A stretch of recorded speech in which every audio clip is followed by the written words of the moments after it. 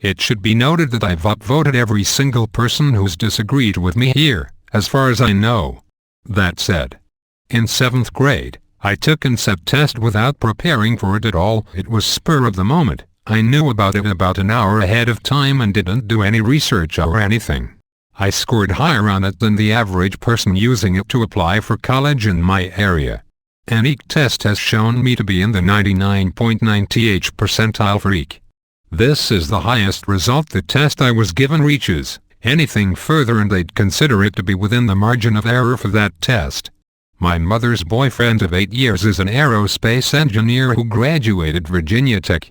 At the age of 15, I understand physics better than him, and I owe very little of it to him, as he would rarely give me a decent explanation of anything, just tell me that my ideas were wrong and become aggravated with me for not quite understanding thermodynamics.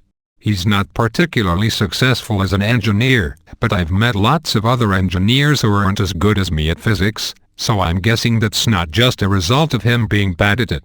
I'm also pretty good at engineering.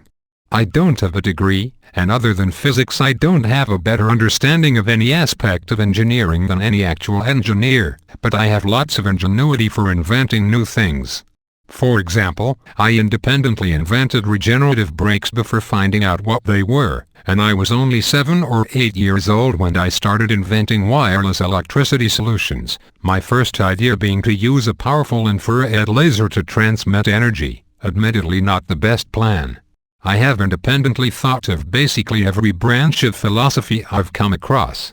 Every question of existentialism which I've seen discussed in SMBC or XKCD or Reddit or anywhere else, the thoughts haven't been new to me. Philosophy has pretty much gotten trivial for me. I've considered taking a philosophy course just to see how easy it is. Psychology, I actually understand better than people with degrees. Unlike engineering, there's no aspect of psychology which I don't have a very good understanding of. I can't debunk many of even Sigmund Freud's theories. I'm a good enough writer that I'm writing a book, and so far everybody who's read any of it has said it was really good and plausible to expect to have published. And that's not just, like, me and family members, that counts strangers on the internet. I've heard zero negative appraisal of it so far. People have critiqued it, but not insulted it. I don't know if that will suffice as evidence that I'm intelligent. I'm done with it, though, because I'd rather defend my immaturity, since it's what you've spent the most time attacking. The following are some examples of my morals and ethical code. I believe firmly that everybody deserves a future. If we were to capture Hitler at the end of a week, I would be against executing him. In fact, if we had any way of rehabilitating him and knowing that he wasn't just faking it, I'd even support the concept of letting him go free. This is essentially because I think that whoever you are in the present is a separate entity from who you were in the past and who you are in the future, and while your present self should take responsibility for your past self's actions, it shouldn't be punished for them simply for the sake of punishment, especially if the present self regrets the actions of the past self and feels genuine guilt about them. I don't believe in judgment of people based on their personal choices as long as those personal choices aren't harming others. I don't have any issue with any type of sexuality whatsoever, short of physically acting out necrophilia, pedophilia, or other acts which have a harmful effect on others, but I don't care what a person's fantasies consist of, as long as they recognize the difference between reality and fiction and can separate them.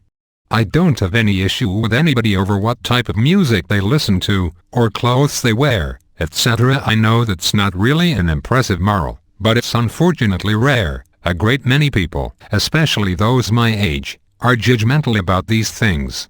I love everyone, even people I hate. I wish my worst enemies good fortune and a happiness. Rick Perry is a vile, piece of shit human being, deserving of zero respect, but I wish for him to change for the better and live the best life possible. I wish this for everyone. I'm pretty much a pacifist. I've taken a broken nose without fighting back or seeking retribution, because the guy stopped punching after that. The only time I'll fight back is if 1, the person attacking me shows no signs of stopping, and 2, if I don't attack, I'll come out worse than the other person will if I do. In other words, If fighting someone is going to end up being more harmful to them than just letting them go, well, be to me, I don't fight back.